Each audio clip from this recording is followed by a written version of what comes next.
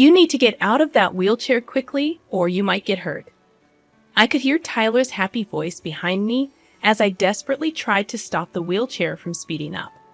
I pulled on the brakes as hard as I could with my hands. Tyler was someone who didn't care much about money, but we were supposed to be celebrating our love that day. As I struggled with the out-of-control wheelchair, I felt more angry than sad. Suddenly, something got caught, and I was thrown out of the wheelchair. There was a loud noise, and I blacked out. The next day, I woke up in a hospital room.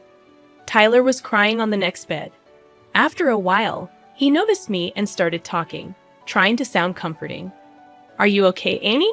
"I'm glad," he said, with a forced smile.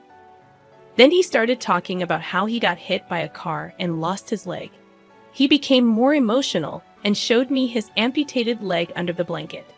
"Hey, you're going to help me, right? We're married, aren't we?" he said, expecting me to agree. But I refused. Tyler was shocked. "Who's going to help me then?" he asked. I decided to share my thoughts. I told him about myself, that I'm Amy Moore, a 45-year-old illustrator who used to love being active. I even competed in national swimming competitions when I was younger. But about 2 years ago, I got a disease that made my left leg weak. Now, I can't walk without a wheelchair. I explained how Tyler and I met at a group date and fell in love. We got married after dating for 3 years. We were happy until I became disabled. That's when Tyler's attitude changed. He started demanding money from my family to make our home accessible and to hire a helper. When I told him I planned to use my savings for that, he got upset, worrying that it would affect his inheritance. Tyler tried to apologize and backtrack, saying he thought we would need a lot of money from now on, but I saw through his excuses. I didn't trust Tyler's excuses. He seemed obsessed with keeping our money intact. Despite my doubts, I tried to convince myself that it was just his usual stinginess. Tyler kept bringing up inheritance and insurance. His excuses turned into suggestions, like upgrading our insurance policy. I couldn't understand why he was so fixated on money. In the end, despite Tyler's protests, I decided to use my savings and bonus to make our home wheelchair accessible. I also hired a housekeeping service 3 times a week to help with chores. The woman in charge was kind, and I enjoyed chatting with her during breaks. But Tyler seemed to dislike her. He nitpicked everything she did, from folding laundry to washing dishes. His complaints annoyed me, and one day, I exploded in anger. Tyler's response shocked me. He said he'd deduct the amount we paid the housekeeper from our living expenses. That meant I'd have to cover the extra cost, as Tyler planned to keep that money for himself. I was stunned. Our living expenses were already tight, and tripling my contribution wasn't feasible. Tyler didn't seem to care. He thought since I was earning, I should foot the bill. But my income wasn't enough to cover such a huge increase in expenses. However, Tyler didn't show any signs of backing down. He agreed, but asked me to make sure to save that extra $1,000 properly. With Tyler agreeing so cheerfully, I couldn't shake off the anxiety building inside me. And unfortunately, my worries soon came true. Tyler stopped griping about the housekeeping agency, but in turn he stopped helping with any chores around the house. I tried to remind him that we still needed to pitch in with daily chores, even though we hired help. But Tyler brushed it off, saying that since we were paying for it, they should do everything. He started spending more time away from home, barely talking to me when we did cross paths, wearing a disgusted expression on his face. Thoughts of divorce crept into my mind. Then out of the blue, Tyler suggested we go see the cherry blossoms at the botanical garden. It was a surprising invitation after 2 months of minimal interaction. His cheerful demeanor during our outing momentarily eased my troubled heart. Maybe our recent problems stemmed from not talking enough, I thought optimistically. But as we strolled, Tyler dropped a bombshell. He confessed that he was out of money and needed my insurance payout urgently. Confused and alarmed, I panicked when I realized he was pushing my wheelchair downhill without my control.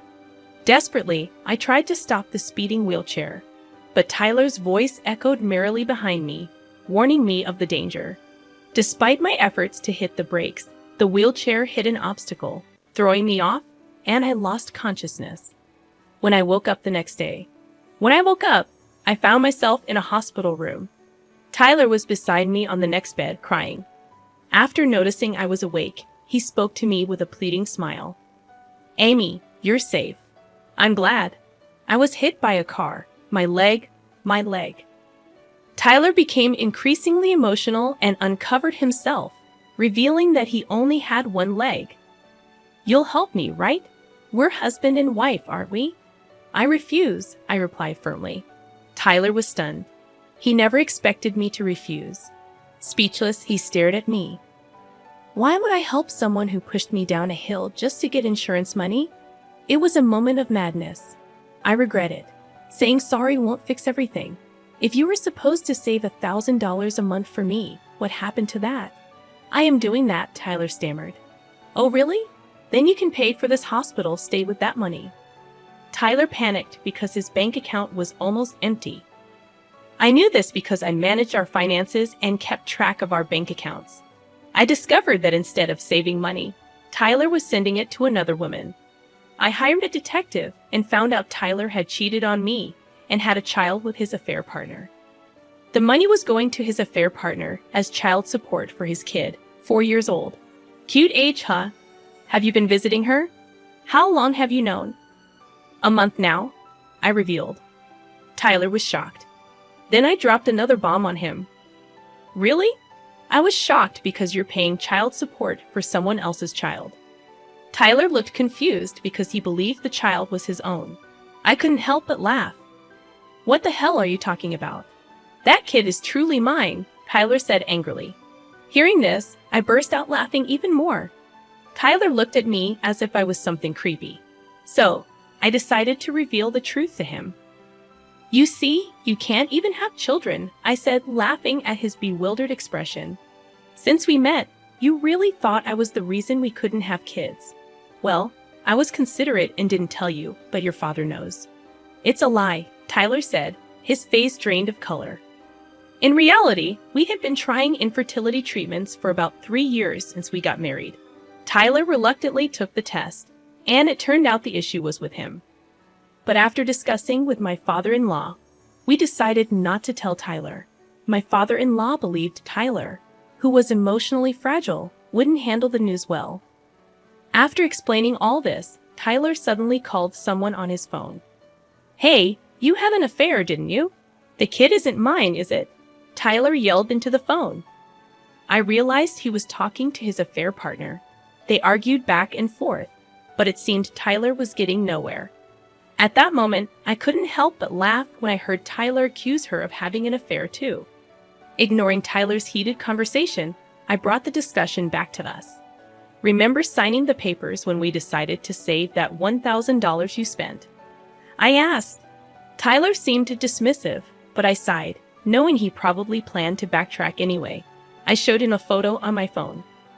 "It's written here that in the event of misuse, divorce, and the entire amount spent up to the discovered month will be paid to the wife, Amy. It's properly checked, and there's a signature too, right? It's even notarized." Tyler looked frustrated, then turned to me with desperate eyes. "Please, Amy, I was just possessed. Please don't say divorce, okay? Besides, I can't pay such a large amount. Divorce is settled. I can't do it anymore. But don't worry, you can pay the spent amount in installments." Seeing him like that, with a face like he was the victim, I couldn't help but feel a mix of emotions. I sighed and called out to the figure hiding at the entrance of the hospital room. "Please come in, Dad." As his father-in-law entered, Tyler shouted. But his father-in-law's face was red with anger. "This is the end of our relationship." "What are you talking about?" Tyler asked, confused. His father-in-law came over to me, apologizing. "I'm truly sorry. I won't ask for forgiveness, and it's fine if you don't. Please file a complaint. I'm just glad Amy is safe. Thank you." I could see tears streaming down his face, and I glared at Tyler, knowing he was the reason for making my beloved father-in-law feel this way. "Don't you feel anything seeing this? It's your fault. Always spending money, earning more than me, and your rich family is stingy. I don't know why I married you." So you were after the money too? I said, feeling like all our beautiful memories had been tainted. My voice was the lowest it had ever been. Tyler looked surprised, and I forced a smile. Marrying for money, and then having to pay it back in the end. Huh, shut up. I'm not paying. Too bad. Payment is a done deal, my father-in-law said sternly to Tyler, who went pale and started shaking. Just then, a middle-aged doctor in a white coat entered, interrupting the tense atmosphere. He handed me a document. Is there a reason you're not receiving treatment for your leg? He asked. Confused, I looked at Tyler, who avoided my gaze. If you have surgery on your leg, you'll be able to move again. Didn't you hear that when you were diagnosed before? The doctor continued. I didn't hear, I said, looking at Tyler, who remained silent. Realizing something was wrong, I turned to the doctor. Could you please tell me the diagnosis directly? I didn't hear it at the time. The doctor explained that my illness was temporary paralysis caused by a herniated disc, and with rehabilitation, I would be able to walk again. Tears welled up in my eyes. I had trusted Tyler's lies about my condition, but now I knew the truth. There's not a shred of affection left. Tyler, what's going on? Say something. My father-in-law yelled, but Tyler just cried, overwhelmed by everything. And in that moment, I realized that if I were free from Tyler, I could truly roam the world again. I'm always left behind. If she's in a wheelchair, she will always stay home and won't have more fun than me, right? So what? Your selfish jealousy has forced me to live in a wheelchair for 2 years, knowing I could have surgery to eliminate the pain and paralysis. And you kept silent. That's the worst. At my words, Tyler hangs his head in exhaustion. I look at him with cold eyes, and both the doctor and my father-in-law seem angry at Tyler for selfishly denying me my chance for treatment. So, Amy, may I explain the surgery to you tomorrow? The doctor asks. Yes, please do, I say, instantly brightening up. The doctor smiles back warmly, giving me hope for a bright future ahead.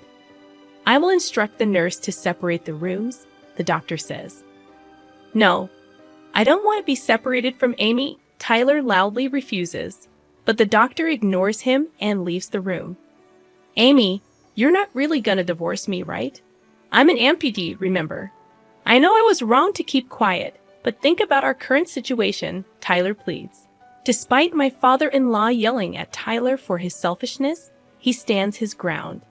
After about 10 minutes of silence, I reluctantly speak up.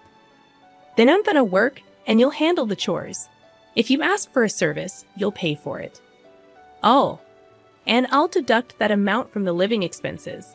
Tyler protests, saying he can't live like that, but I point out that's exactly what he said to me. Finally noticing, Tyler's face turns pale as he freezes in place. Realizing the gravity of his words, my father-in-law's face also turns pale. It must have been a shock to learn that his son had said such terrible things to his wife. Well, let's talk through lawyers from now on, and about the compensation too, I say, ready to move forward. Wait, Amy, Tyler calls out as a nurse comes into the room. It seems I'm moving rooms so Tyler can't easily barge in anymore. Tyler resists to the end, screaming as I leave the room, his cries fading as the door closes behind me. After being pushed out of the room by the nurse, I met my father-in-law's eyes, and we exchanged nods. That was the last time I saw Tyler. A few months later, I received divorce papers from him through a lawyer, and the divorce was successfully finalized. I heard that Tyler was quite disheartened and is now living under the strict supervision of my father-in-law. Although he managed to keep his clerical job, it seems that news of the divorce leaked, and his colleagues, who were initially concerned about his injury, now look at him coldly. Tyler brought this upon himself, but I heard him lamenting about being harassed by his colleagues. I couldn't help but bitterly smile, realizing he hasn't changed a bit. Despite the divorce, I still meet my father-in-law occasionally. Initially, he seemed apologetic, but recently he's getting back to his usual self. Upon investigation, it was revealed that Tyler's affair partner was married and had been married to the real father of her child. I sent evidence of the affair and child support transfers to her husband, which caused a huge dispute and eventually led to their divorce. Although I received a resentful letter at the lawyer's office, I ignored it. Meanwhile, I underwent surgery immediately after the divorce and spent about 6 months in the hospital for physical therapy. Thanks to my father-in-law's arrangements, I could continue working while staying in a private room. After being discharged, ongoing physical therapy and regular checkups helped me regain mobility, and now I can walk with a cane. Recently, I've been taking walks around the house. I even exchanged contact information with someone I met during these walks and promised to go for a meal. He's a very kind person who helped me when I stumbled and fell over a rock. These days, the exhilarating feeling of a new spring fills me with excitement, and I feel unstoppable.